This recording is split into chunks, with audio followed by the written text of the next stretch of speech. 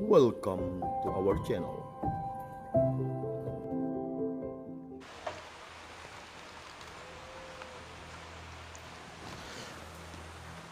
Selamat pagi, para pemirsa Riak Sabda.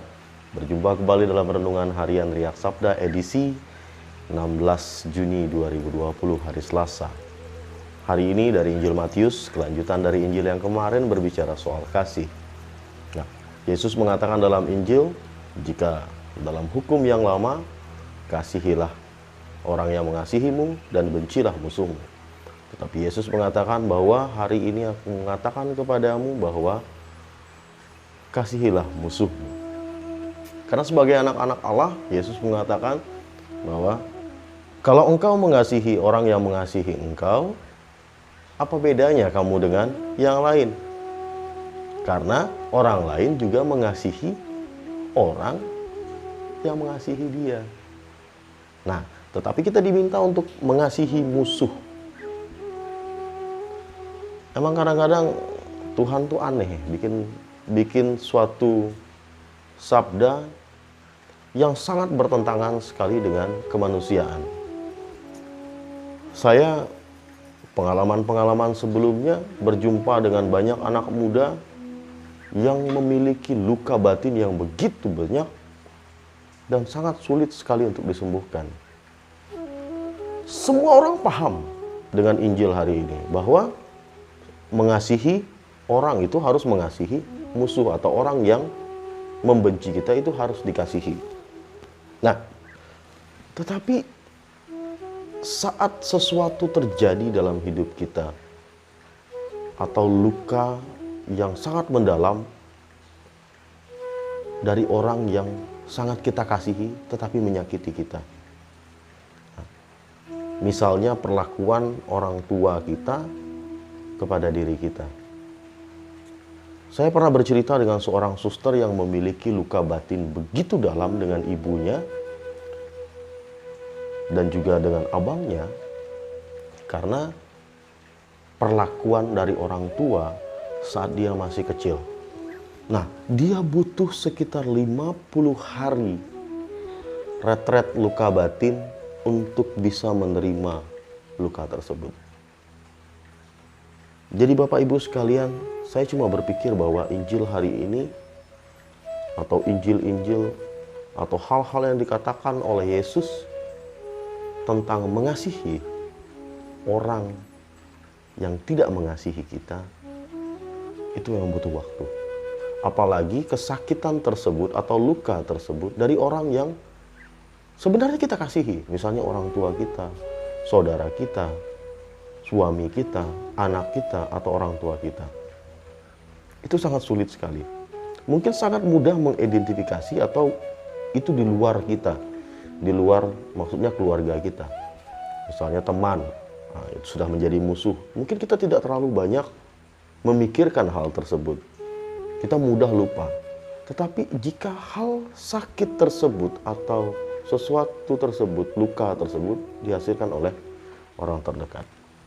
Nah, Bapak Ibu sekalian, Injil hari ini bercerita soal mengasihi.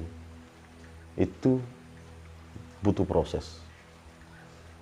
Butuh proses karena apa?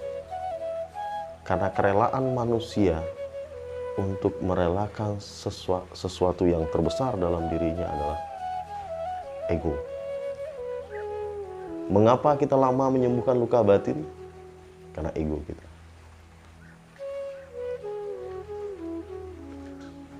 Tuhan mengatakan dalam dialog dengan pemuda kaya, tinggalkanlah semua hartamu, jualah itu dan berikanlah kepada orang miskin dan ikutilah aku. Mengikut Yesus artinya bukan hanya mengikuti ritual-ritual yang dia ajarkan, misalnya misa, berdoa, dan sebagainya. Tetapi mengikuti Tuhan itu mengikuti dengan keseluruhan kita. Menjual harta itu bukan hanya jual sekedar fisik. Apa yang kita miliki, laptop, handphone, atau sebagainya kita jual. Bukan. Tapi juallah semua keegoisan kita. Juallah semua luka-luka kita. Bagaimana cara menjualnya? Serahkan semua kepada Tuhan. Kalau kita tidak mampu jualnya, serahkan sama Tuhan. Tuhan, ini loh luka-luka saya. Ini loh kesakitan-kesakitan saya. Ini loh semua orang-orang yang saya benci. Musuh-musuh saya. Tolong saya Tuhan. Masalahnya banyak orang yang mengalami luka atau mengalami sakit itu tidak datang sama Tuhan. Kita datang kemana? Entah kepada siapa. Saya pernah bercerita dengan seorang anak muda di Surabaya. Dia bilang, saya ini sakit loh brother. Saya ini disakiti oleh orang tua saya. Saya tanya, kenapa kamu cerita seperti itu dengan saya? Ya, karena saya sakit. Karena saya terluka oleh itu. Batin saya sakit. Kamu tahu, kalau seseorang luka, tertusuk duri, seharusnya diapakan? Dicabut. Dengan menceritakan kesakitanmu kepada orang lain, kepada yang lain, kepada yang lain, kepada yang lain. Itu kita sama saja, kita menusuk duri itu makin dalam, makin dalam. Bukan sembuh, tapi malah makin sakit. Nah, caranya gimana? Nggak salah bercerita, tapi berceritalah dengan cara yang lain. Kemarin saya mengajarkan teman-teman sekalian melihat sesuatu dari sisi yang lain. Nah, sama juga saat kita terluka oleh orang lain, lihatlah dari sisi yang lain.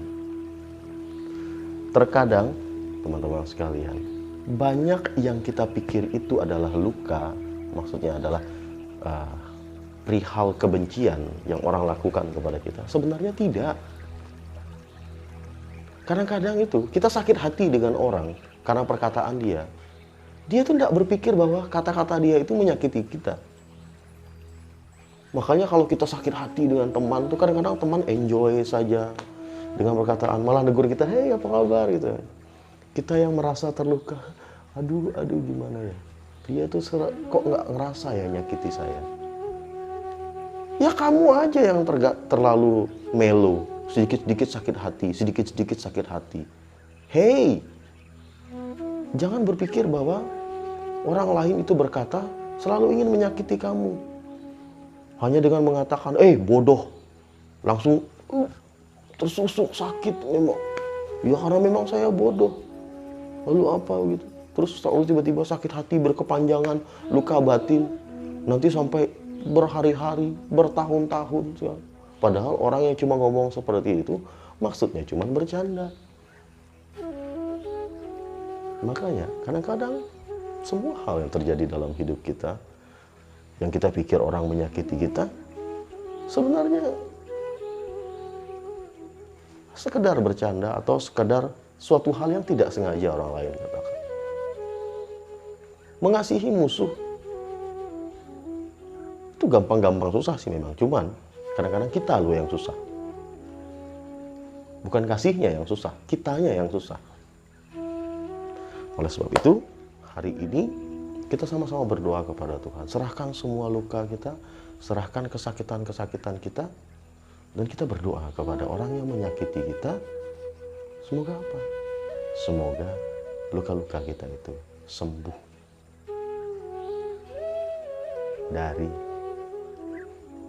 kesakitan sebenarnya yang kita buat sendiri. Bukan orang lain, tapi kita sendiri yang membuatnya. Duri itu marilah kita cabut, luka itu marilah kita sembuhkan. Dan lihatlah luka itu ya dengan tertawa saja. Saya pernah luka misalnya di kaki saya tertusuk kayu sampai tembus begitu. Kadang-kadang saya lihat itu luka. Luka itu bukan saya makin trauma, enggak. Saya ketawa aja. Oh ternyata saya bodoh juga dulu ya. Saya tertawa aja. Melihat sesuatu terjadi yang susah-susah misalnya. Momen-momen apa. Ingat, ya tertawa aja. Kenapa? Ya itulah dia hidup. Banyak hal yang terjadi dalam hidup. Kalau tidak ada up and down-nya, ya bukan hidup. Berarti kita sudah mati, datar. Sama seperti Itu loh grafik. Tit, tit, tit, berarti kita masih hidup. Tapi kalau udah tit, berarti kita mati.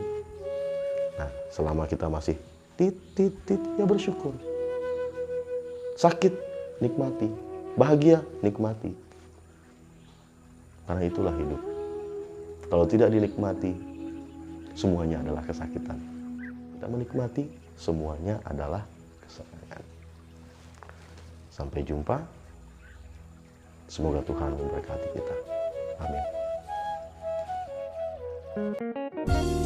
Jika kamu suka video ini, like dan share kepada teman-teman seiman. Jika kamu ingin mendapatkan update-update terus, tekan subscribe dan hidupkan tombol lonceng. Terima kasih, Tuhan memberkati kita selalu.